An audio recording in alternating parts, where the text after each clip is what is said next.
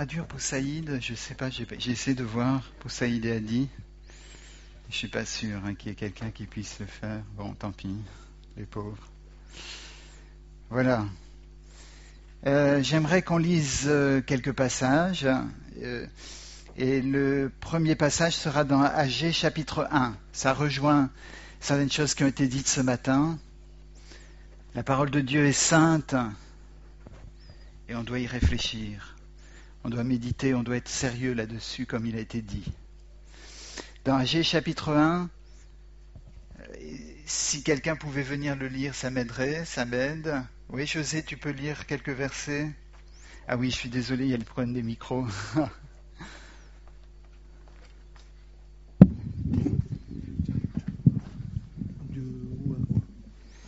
Alors tu lis à partir du verset 7 jusqu'à la fin du chapitre. Ainsi parle l'Éternel des armées. Considérez attentivement vos voies. Montez sur la montagne, apportez du bois, et bâtissez la maison. J'en aurai de la joie, et je serai glorifié, dit l'Éternel. Vous comptiez sur beaucoup, et voici, vous avez eu peu. Vous l'avez rentré chez vous, mais j'ai soufflé dessus. Pourquoi, dit l'Éternel des armées? À cause de ma maison qui est détruite, tandis que vous vous empressez chacun pour sa maison. C'est pourquoi les cieux vous ont refusé la rosée, et la terre a refusé ses produits. J'ai appelé la sécheresse sur le pays, sur les montagnes, sur le blé, sur le mou, sur l'huile, sur ce que la terre peut rapporter, sur les hommes et sur les bêtes, et sur tout le travail des mains. Zorobabel, fils de Shealtiel, Josué, fils de Jotzadak, le grand sacrificateur, et tout le reste du peuple entendirent la voix de l'Éternel, leur Dieu, et les paroles d'Agé, le prophète, selon la mission que lui avait donnée l'Éternel, leur Dieu. Et le peuple fut saisi de crainte devant l'Éternel. Agé, envoyé de l'Éternel, dit au peuple, d'après l'ordre de l'Éternel: Je suis avec vous, dit l'Éternel. L'Éternel réveilla l'esprit de Zorobabel, fils de Shealtiel, gouverneur de Juda, et l'esprit de Josué, fils de Jotzadak, le grand sacrificateur, et l'esprit de tout le reste du peuple. Ils vinrent et se mirent à l'œuvre dans la maison de l'Éternel des armées, leur Dieu, le 24e jour du 6e mois, la seconde année du roi Darius. Merci beaucoup, José. Alors peut-être vous avez le sentiment ce matin que en 2018, vous avez semé, vous avez fait des efforts, vous avez cherché et qu'il n'y a pas eu grand-chose comme résultat. C'est souvent le constat, n'est-ce pas, qu'on a de nos vies. On a prié pour des choses, on a désiré du fond du cœur des choses, on a invoqué l'Éternel, on a cherché à faire des progrès, et puis il n'y a rien qui s'est passé. Ou pas grand-chose. On a des petits miracles, on a des petites différences qui se sont passées, mais malheureusement dans l'autre sens, il y a des choses aussi qui sont passées qui n'étaient pas bonnes. Et peut-être ce matin on est découragé, on a le sentiment qu'on a échoué, qu'on est dans un état de mort spirituelle ou maladie spirituelle. Et je crois que cette parole qui a été adressée à Agé doit nous interpeller.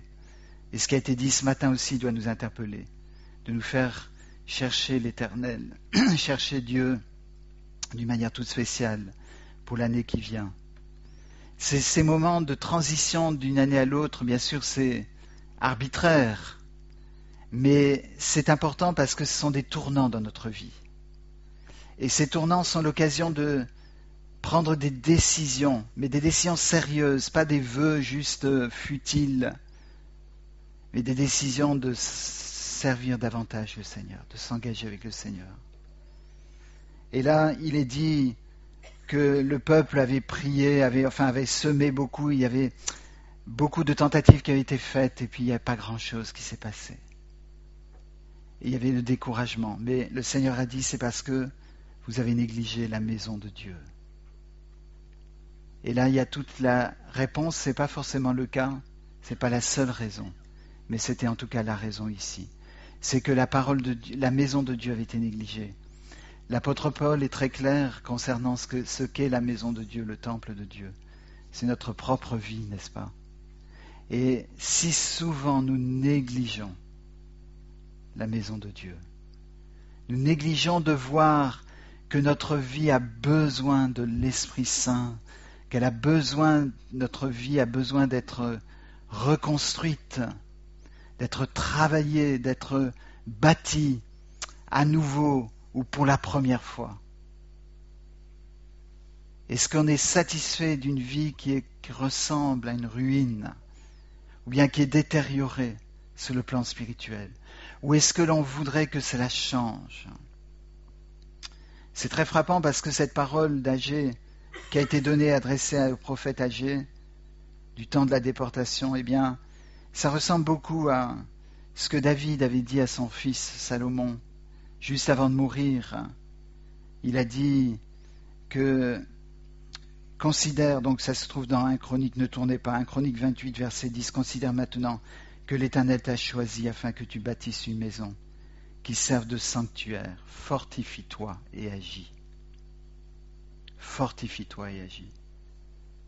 Souvent on reste devant les choses, vous savez, et puis on dit non Seigneur, il y a trop de travail. Il y a trop de découragement.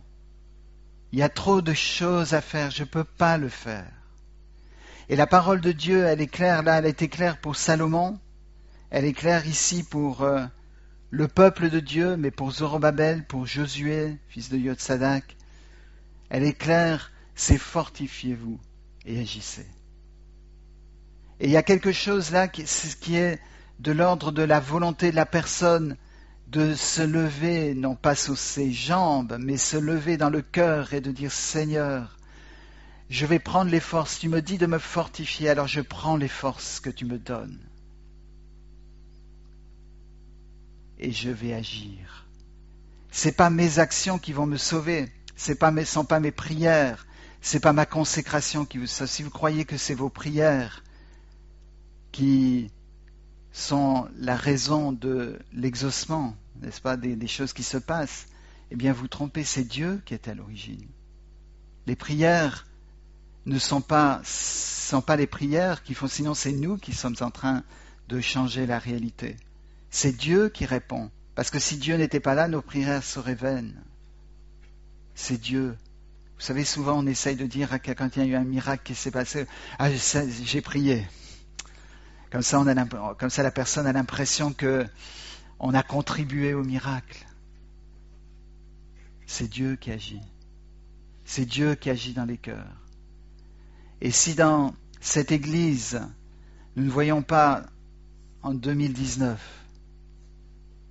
l'œuvre du Saint-Esprit agissant dans les vies pour les fortifier, pour les faire se lever, pour dire nous allons bâtir notre maison, la maison de Dieu, notre corps, notre cœur, notre âme, notre esprit.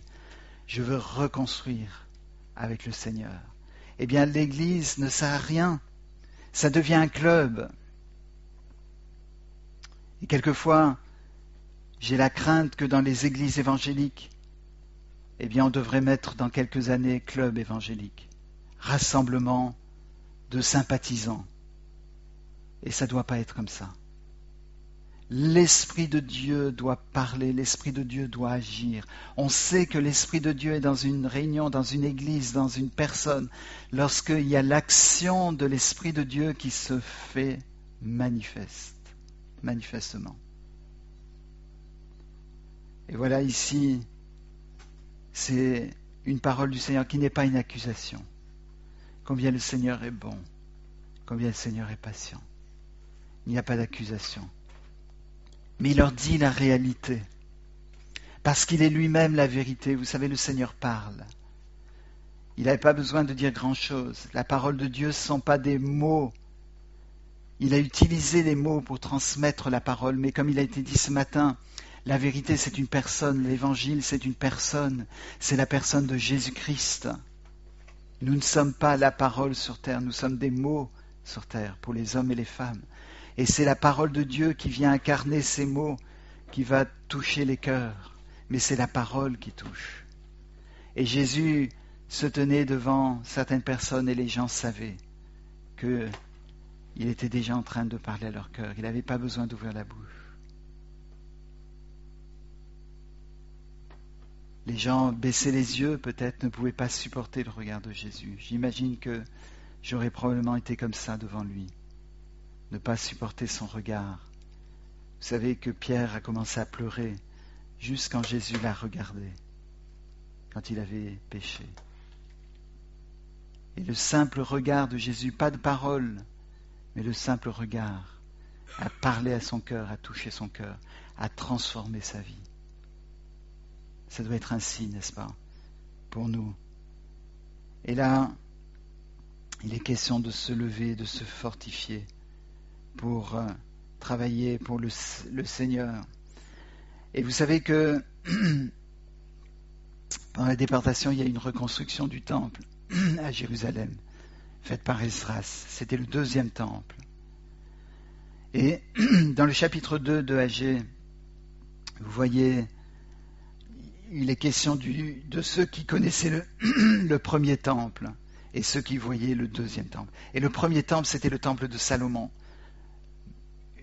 Une splendeur extraordinaire. Vous pouvez aller lire dans l'Ancien Testament si ça vous intéresse, dans le livre de Chroniques, comment le temple était construit du temps de Salomon. Mais c'est impressionnant. Et là, le temple était beaucoup plus modeste. Et il y avait des gens qui pleuraient parce que ils avaient vu l'état du temple d'avant et ils voyaient le temple qu'ils avaient maintenant. Mais il y a quelque chose de merveilleux avec le Seigneur. Quelque chose de merveilleux. C'est qu'il dit que au chapitre 2 de Agé, au verset 7, « Je remplirai de gloire cette maison. » Et il dit à un autre endroit, là, oui, au verset 9, « La gloire de cette dernière maison sera plus grande que celle de la première. Et c'est en ce lieu que je donnerai la paix, dit l'Éternel des armées. » La gloire de Dieu sera plus grande dans la 2e maison que dans la première. Oui, ça paraît, ce que le Seigneur veut faire dans ta vie, ça peut être peut-être décevant.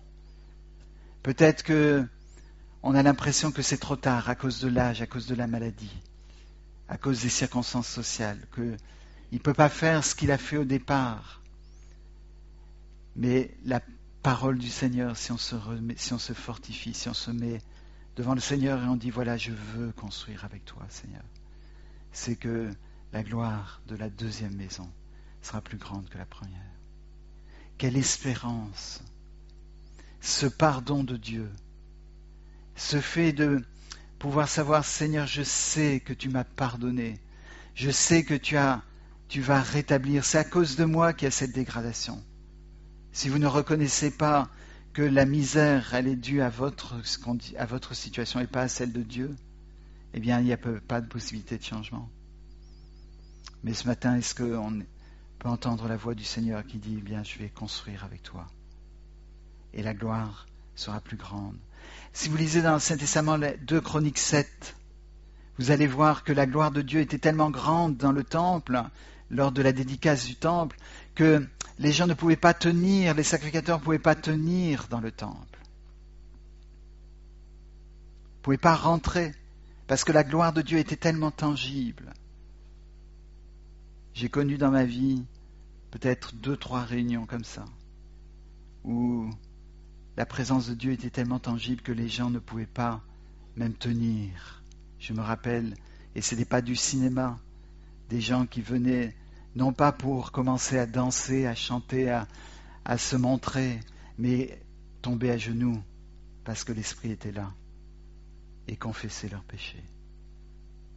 Je me rappelle d'un homme qui avait décidé de rentrer aux États-Unis, quitter sa femme, abandonner sa femme et ses enfants à cause du péché. Rentrer aux États-Unis, le projet était scellé, tout était prévu, et dans cette réunion, il est tombé à genoux devant. Dieu a changé le plan, la destinée de cet homme, parce qu'il y avait sa présence, n'est-ce pas? Il n'y avait pas besoin de paroles.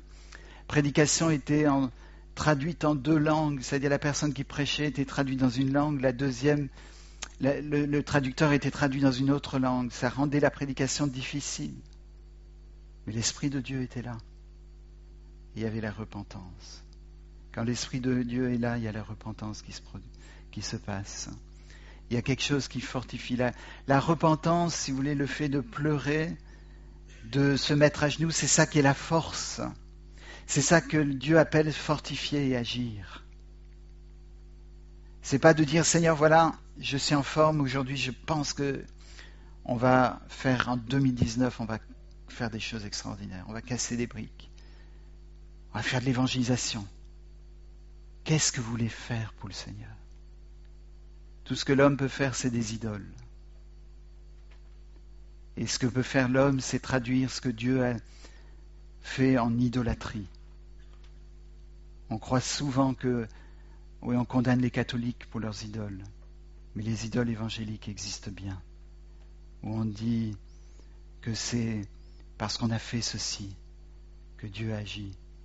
Où il faut faire cela, il faut utiliser telle méthode pour pouvoir obtenir du résultat. C'est de l'idolâtrie. Parce que la réponse pour l'Église, la réponse pour l'homme et la femme aujourd'hui, c'est Dieu. C'est l'Esprit de Dieu qui agit. Peut-être donc vous avez le sentiment que votre temple est détruit.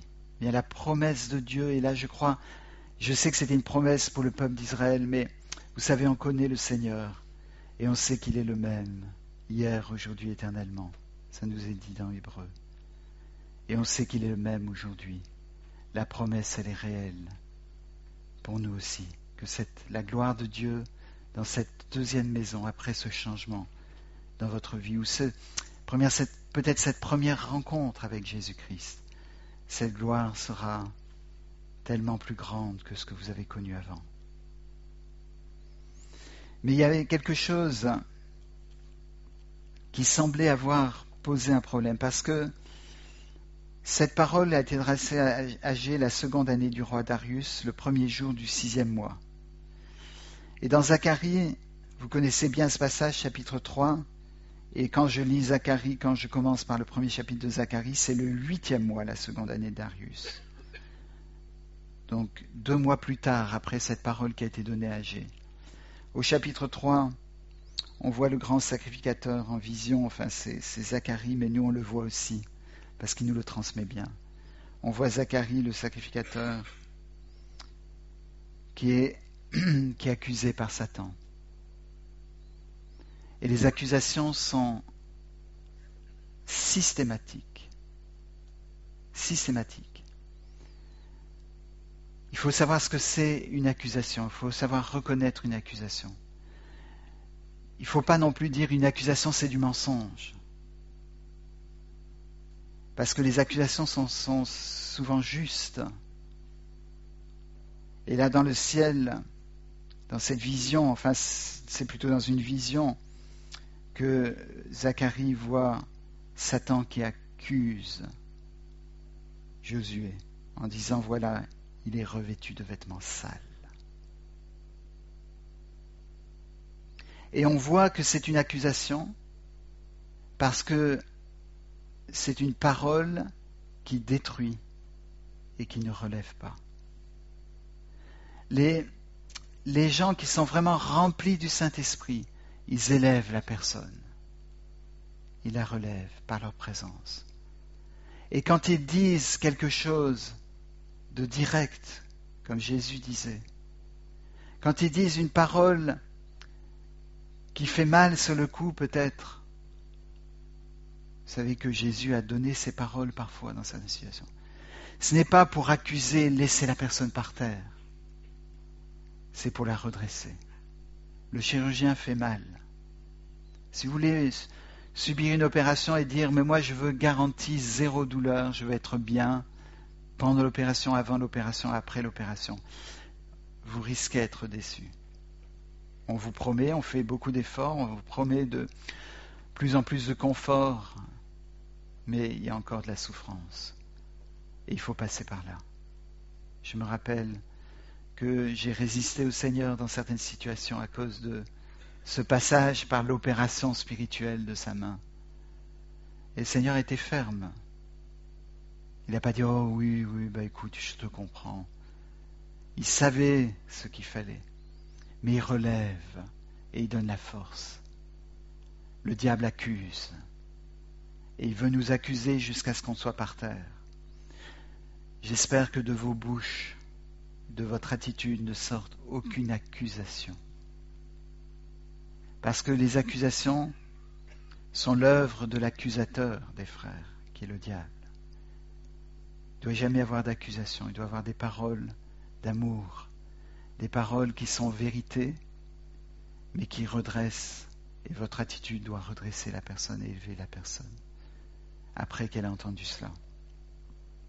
Et là, ici, il y avait une condamnation. Est-ce que c'était juste ? Bien, c'est très vraisemblable que oui. Mais le diable ne dit pas la vérité pour autant. Il dit des vérités avec des petits V. Il est en train de dire des choses qui sont vraies, mais fondamentalement c'est faux. Je dis souvent ce qu'il a dit dans le jardin d'Éden à Ève. Il lui a dit, et à Adam il a dit la même chose, il a dit « Le jour où vous mangerez, vous ne mourrez pas ». Et effectivement, le soir s'est couché, ils avaient mangé le produit, le lendemain ils ont mangé le fruit, le lendemain ils se sont réveillés, ils ont dû se dire « C'est vrai, on n'est pas mort ». Mais ils étaient morts. Dieu avait dit que le jour où ils mangeraient le fruit, ils mourraient. Ils étaient morts spirituellement. Le diable avait dit, quand vous mangerez, vos yeux s'ouvriront. Et il est dit que quand ils goûtèrent le fruit, leurs yeux s'ouvrirent. Il avait dit, semble-t-il, une vérité. La vérité. Il n'avait pas dit la vérité. Il est le père du mensonge. Leurs yeux se sont fermés. Ils sont devenus aveugles. Vous lisez ça dans Jean, quand il a guéri l'aveugle, je crois que c'est dans le chapitre 9, où il dit aux pharisiens qui sont aveugles spirituellement. Le diable accuse et détruit.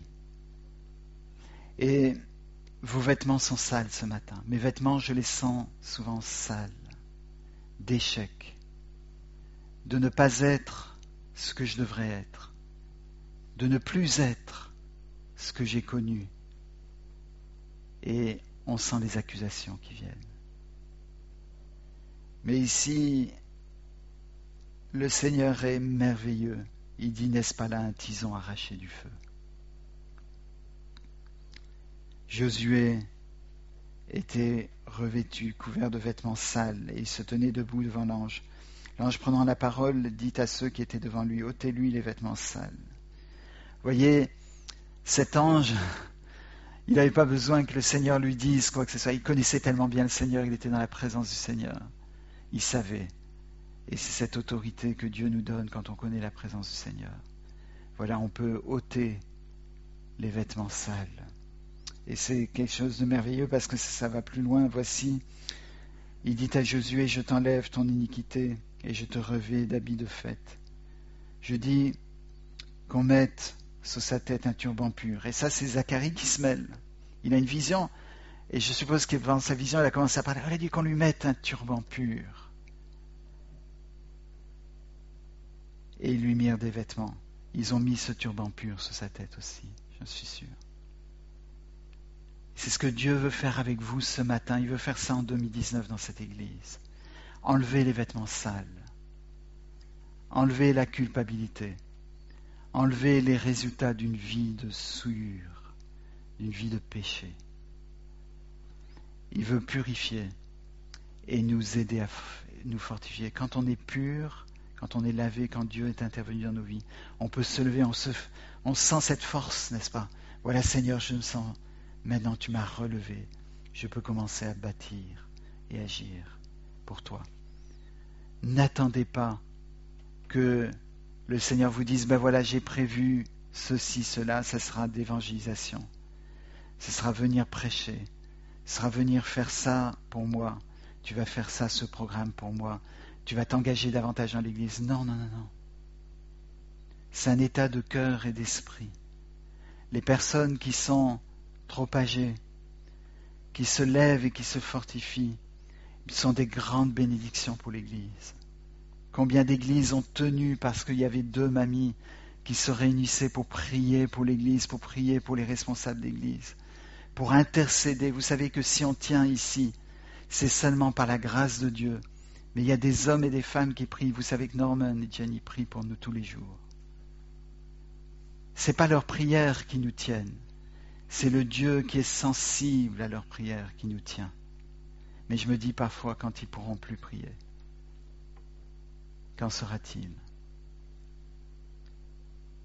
On ne voit pas ces gens-là qui prient, on ne les voit pas actifs dans l'Église. Ils ne viennent même pas, ils ne sont même pas de cette Église, ils sont d'ailleurs. Mais ils prient. Et en cela, ils sont forts et ils agissent. Et c'est ça, agir, c'est dans la recherche de Dieu, dans la communion avec Dieu, dans la profondeur de la communion avec Dieu.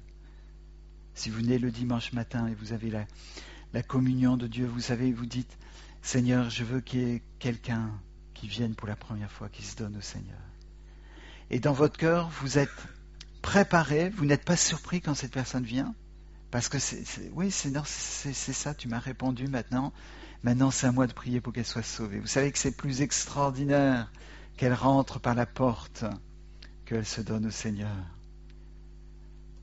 Donc, si vous voyez la personne passer par la porte, vous dites, ça y est, le Seigneur m'a répondu. Maintenant, la deuxième étape, c'est la conséquence logique. Il va la sauver. Il n'amène pas les gens pour que les gens viennent et juste entendent des paroles. Il les amène pour qu'ils connaissent la vérité, pour qu'ils connaissent Jésus-Christ. Mais ça commence par notre vie. Ça commence en 2018, pas en 2019. Quelles sont vos résolutions pour 2018? Pas celles pour 2019, elles ne m'intéressent pas. Ça m'intéressera dimanche prochain. Mais pour 2018, il reste quelques heures. Est-ce que pendant ces heures-là, on va se fortifier, on va agir par la grâce de Dieu en venant devant Dieu, en revêtant les vêtements du salut, les vêtements de la délivrance, comme il dit dans Isaïe 59. C'est ça que je veux pour ma propre vie. C'est ce dont j'ai besoin pour ma propre vie. Et Seigneur, qu'il le fasse pour moi, mais qu'il le fasse aussi pour chacun d'entre nous. Amen. Je voudrais saluer le pasteur et son épouse de Brazzaville. On est grandement honorés d'avoir leur présence aussi. Ce sont des anges du Seigneur aussi qui sont envoyés, parce que on avait perdu un peu les traces aussi de Diana, et Diana a appelé désespérée hier. C'est la première fois qu'elle est désespérée. Elle a toujours l'espérance. Quand je lui dis comment ça va, elle me dit toujours plus ou moins bien par la grâce de Dieu. Et hier, elle était désespérée. Elle a dit, je ne peux plus, la souffrance est trop forte. Et une opération me permettrait de marcher. Je sais que le pasteur et son épouse ont dit que s'ils pouvaient aider d'une manière ou d'une autre à Brazzaville pour cette sœur, eh bien, ils le feraient. Donc, c'est frappant parce que hier, elle a téléphoné après une longue période d'absence, de perte de contact, et elle a supplié qu'on fasse quelque chose pour elle. Le Seigneur répond, le Seigneur est tout-puissant. Qu'il soit glorifié et que nous, on puisse le servir. On n'est pas digne de lui, mais qu'on puisse le servir. Alors ma famille et moi, on doit partir assez rapidement, c'est exceptionnel, mais aujourd'hui, on ne pourra pas beaucoup interagir les uns avec les autres, mais interagissez les uns et les autres ensemble. Et Christiane, si tu pouvais voir avec le pasteur et son épouse, ça serait gentil. D'accord. Tout coïncide alors, voilà, très bien. Voilà. On va juste prier et remettre ce culte dans les mains du Seigneur. Seigneur, tu es bon parce que tu as parlé, Seigneur, aujourd'hui. Seigneur, tu es merveilleux. Nous n'avons pas d'autres mots que nous pouvons dire, Seigneur, pour te décrire parce que tu es grand. Seigneur, tu ne parles pas seulement par des mots, mais tu parles par les hommes et les femmes. Tu parles par ta présence, Seigneur, tu parles par les coïncidences telles que nous les appelons. Tu parles par ton esprit, Seigneur, parce que tu es l'Esprit de Dieu. Et Jésus, ce matin, nous voulons te glorifier, nous voulons t'élever, nous voulons te placer au-dessus de tout autre nom, de toute autre autorité, et de dire que Seigneur, nous voulons ce matin, je veux pour ma vie que ce soit toi qui sois l'autorité, que Jésus soit le seul nom, le seul à diriger ma vie, que Seigneur, nous soyons au bénéfice de cette œuvre puissante du Saint-Esprit pendant cette année 2019 et pendant tous les jours qui nous restent sur la terre. Seigneur, nous voulons croire en toi, nous voulons croire que ce que tu as fait, Seigneur, pour purifier Josué, fils de Yotsadak, pour fortifier Zorobabel, pour fortifier Josué, tu veux le faire. Et Seigneur, nous voulons crier ce matin. Nous intercédons pour Diana aussi, Seigneur. Tu vois qu'elle n'a pas cherché ce qu'elle a eu. Tu vois qu'elle est victime de la méchanceté, du péché des hommes. Et Seigneur, tu as entendu son cri. Nous croyons qu'en 2019, tu vas intervenir pour elle. Nous voulons la voir dans cette église, venir témoigner de la bonté de Dieu. Seigneur, nous prions pour cela. Nous prions que Jésus intervienne. Nous ne l'avons pas rencontré, mais nous l'aimons et nous avons la responsabilité parce qu'elle a été mise sur notre chemin. Seigneur, nous prions pour elle. Nous prions pour nos frères Adi et Saïd que tu as placés aussi, Seigneur, sur notre route. Nous prions pour ceux qui sont dans la détresse. Que, Seigneur, tu te manifestes comme le Dieu Tout-Puissant qui donne la gloire à nos vies, la gloire spirituelle, la gloire de Dieu, d'une manière plus grande qu'on n'ait jamais connue. Seigneur, la gloire de cette deuxième maison sera plus grande que celle de la première. Alléluia, Jésus. Fais cette œuvre en nous, dès maintenant, Seigneur. Amen.